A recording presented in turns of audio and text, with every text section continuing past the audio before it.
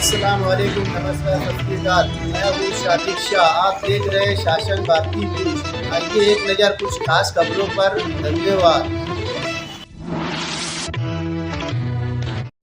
Media association की तरफ से हाजी निहाल साहब, महमूद भाई हमारे और आरिफ भाई लहसन वाले और बाकी के हमारे तमाम मोहल्ले के लोगों को लेकर के यहाँ पर कमिश्नर साहब के ऑफिस पर आए थे निवेदन लेकर।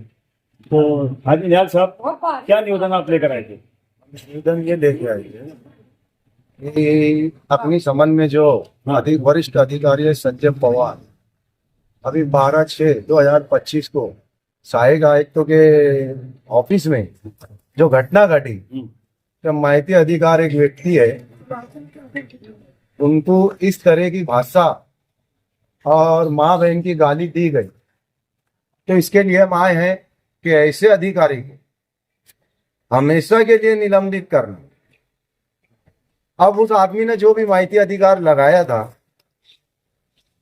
कि 15 अप्रैल में क्या कामकाज हुआ, 17 अप्रैल को उसने अर्जी दिया और 16 अप्रैल को या 15 अप्रैल को जो गाड़ी महानगर पालिका ने संजय पवार जो वरिष्ठ अधिकारी है उसको शहर के लिए, जैसे कि कई घटना हुई, कोई आपातकालीन है, तो इसके लिए जाने के लिए गाड़ी दी गई।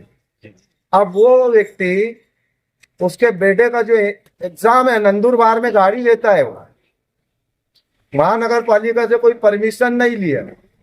तो वो मालेगांव की आवाम बोलो, शहर की आवाम बोलो, वो तो पूछेगी ना, सवाल करेगी कि महानगर पालिका ने आपको गाड़ी दी है तो आपकी गाड़ी फला तारीख फला दिन कहाँ थी, ये सवाल करेगी। इसके लिए उसने उसको माँ बहन की गाली दिया और जो संवैधानिक पद पे वो बैठा है, जो चेयर पे बैठा है, तो इस तरह की भाषा मुनासिब नहीं है किसी को।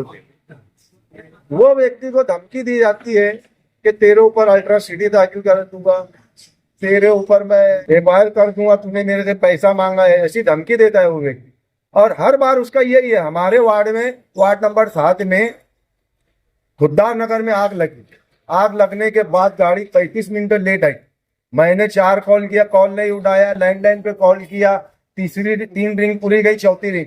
यही बोलने के लिए हमारे वार्ड के जिम्मेदार हम लोग ऑफिस पे गए, तो जो तरह की भाषा ये व्यक्ति के साथ किया, इसी तरीके की भाषा, बोले तूने मेरे को फोन पर हमारे बोले जाति धर्म का नाम लेकर गाली दिया फोन पर।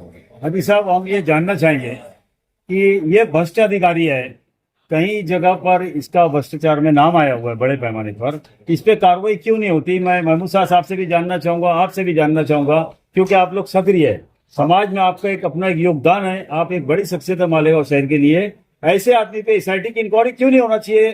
100-200 करोड़ की प्रॉपर्टी कैसे आ जाती मामूली पगार के अधिकारी के पास? थोड़ा मैं जानना चाहूंगा। अभी हम लोगों ने जो है आयुक्त तो साहब को लेटर दिए है, निवेदन दिए है कि ऐसा व्यक्ति हमेशा के निलंबित होना चाहिए, सस्पेंड होना चाहिए जी। इससे पहले 2 बार सस्पेंड हुआ, वापस आ गया जी। अगर इसके बाद वो अगर आता है, उसको अगर वापस आता है वो, तो मैं बोलता हूँ कि पूरे महाराष्ट्र में उसके खिलाफ कंप्लेन हुई है, रत्नागिरी, औरंगाबाद, बॉम्बे, वहां से भी लोग आएंगे और इसके खिलाफ में धरना आंदोलन यहाँ पर करेंगे। अब वो व्यक्ति जो अग्निशमन में वहां पर नहीं चलेगा, क्योंकि वो बहुत बड़ी जिम्मेदारी है। एक आग कहीं लगती है तो सबसे पहले कॉल वही किया जाता है पानी की गाड़ियों के लिए। ये लोग फोन नहीं उठाते हैं और इनके खिलाफ कोई कंप्लेन करे तो ये जाति धर्म का नाम लेकर आरोप रखते हैं। हुआ है कारपोरेशन में ऐसा, ये चीज पे तो रोक लगना चाहिए। संविधान अगर मिला है तो तुमको भी उतना ही है और हमारे को भी उतना ही है। संविधान सबके लिए है और ऐसे वरिष्ठ अधिकारी अगर संविधान का गलत यूज करते हैं तो इनको सस्पेंड होना चाहिए। मैं एक मुद्दा और आज से पूछूंगा कि आपने आज कमिश्नर साहब के सामने एक नया मुद्दा रखा, 11,000 कॉलोनी में भ्रष्टाचार और खनन माफियाओं का राज। तो मैं जानना चाहूंगा इस पे आपसे कमिश्नर साहब ने क्या बोला और आपके क्या ख्याल है? ये जो 11,000 कॉलोनी आप देख रहे हो, ये जो खिड़की दरवाजे का जो है, इस पे 1,25,00,000 रुपए अभी हमारी बॉडी में मंजूर हुआ था और इसमें लगाया गया था। आज एक खिड़की दरवाजा नहीं दिख रहा है, सब चोरी हो गया है। और ये जो मट्टी खोद खोद के निकाल रहे हैं, रेती माफिया, मट्टी माफिया, ये लोग, तो इनके खिलाफ मैसूर में लोग आयुक्तों में और मंत्रालय में कंप्लेन होना चाहिए। वहां पे आज जो है शहर में झोपड़पट्टी जो उखड़ रही है, अब देखो बहुत सारे मामले चल रहे हैं शहर में, तो ये लोग को ऐसी जगह भिजाया जाएगा जहाँ पे कोई सुविधा नहीं है, जहाँ पे जान को खतरा है, कभी भी डिमोलिश हो सकती है, गिर सकती है, तो लोग वहां जाएंगे क्यों? वो आयुक्त साहब ने आपसे वादा किया कि कल मैं प्रांत साहब से मीटिंग लगाने लूंगा। आयुक्त साहब से हमारी यही विनंती है कि एकदम ठोस कार्रवाई होना चाहिए। मीटिंग लगाने के बाद इससे पहले भी लोगों ने किए हैं, मेमोरेंडम दिए हैं, रिपोर्ट पे ले जाकर आपको बताया गया आयुक्त साहब को, कोई निर्णय नहीं आया है। एकदम ठोस कदम उठना चाहिए सब बारे में। मीटिंग हो जाती है, आश्वासन दिया जाता है, कोई कार्रवाई नहीं होती, वहां देखो कामकाज चालू रहता है। इसके बाद आपकी ऊपर से कोई कार्रवाई करने का ऐसा कोई इरादा रखते हैं क्या आप? बिल्कुल, अगर यहाँ पे ये सब चीजों पे अगर हमारे आयुक्त साहब ने नहीं ऑब्जेक्शन लिया और उनको निलंबित नहीं किया, तो ये मसला लेकर हम लोग आयुक्तों में जाएंगे, मंत्रालय में जाएंगे, और जरूरत पड़ी तो हम लोग न्यायालय में भी जाएंगे, हाई कोर्ट तक जाएंगे हम लोग। और समाज में एक अच्छा किरदार है आपका, तो आप क्या इस पर बोलना चाहेंगे? इतना बड़ा खनन हुआ है, ये बिल्डिंगें बैठ जाएगी की बारिश में, इस पर आपका क्या बोलना है? और जो पवार साहब ने जो आप शब्द वापरा है, ऐसे शब्द वाले व्यक्ति को क्या जिम्मेदार पद पे रहना चाहिए?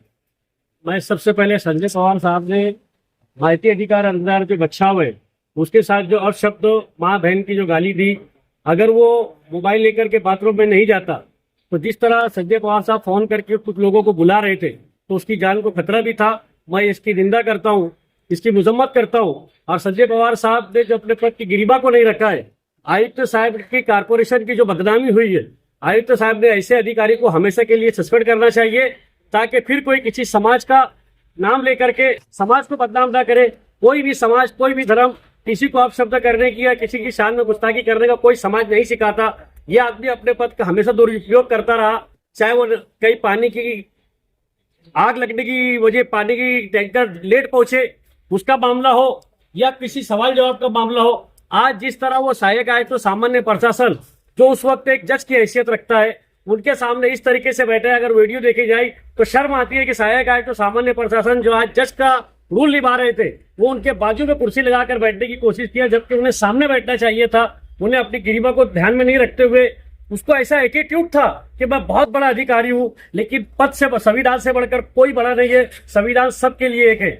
इसलिए मैं आपके चैनल के माध्यम से आयुक्त साहब से भी और हुकूमत से भी यही गुजारिश करूंगा, जो राष्ट्रपति पद उसको दिया गया है वो राष्ट्रपति पद के लायक नहीं है, उसका राष्ट्रपति पद वापस दिया जाए। और जो वाकई हकदार है, जैसे शकील तैराकी जैसे लोग, उनको राष्ट्रपति पद दिया जाए, जो अपनी जान जोखिम में डालकर लोगों की लाश कुएं से और गहरे पानी के खड़ों से निकालते हैं। सर, इस पर एसआईटी की इंक्वायरी होना चाहिए क्या? भ्रष्ट अधिकारी एसआईटी सिर्फ सरकार के दबाव में काम करती, और सरकार ऐसा कोई काम सरकारी ऑफिसर के खिलाफ आज की सरकार करेगी ऐसा हमको नहीं लगता, क्योंकि ये सरकार भी असबियत परस्त है। ये सरकार नहीं चाहेगी कि ऐसे कोई अधिकारी पर कार्रवाई हो जो भ्रष्ट हो। शुक्रिया आप लोग का, आप लोगों ने मीडिया एसोसिएशन को वक्त दिया, इसके लिए आप लोग का बहुत बहुत शुक्रिया। जय हिंद, अस्सलाम वालेकुम।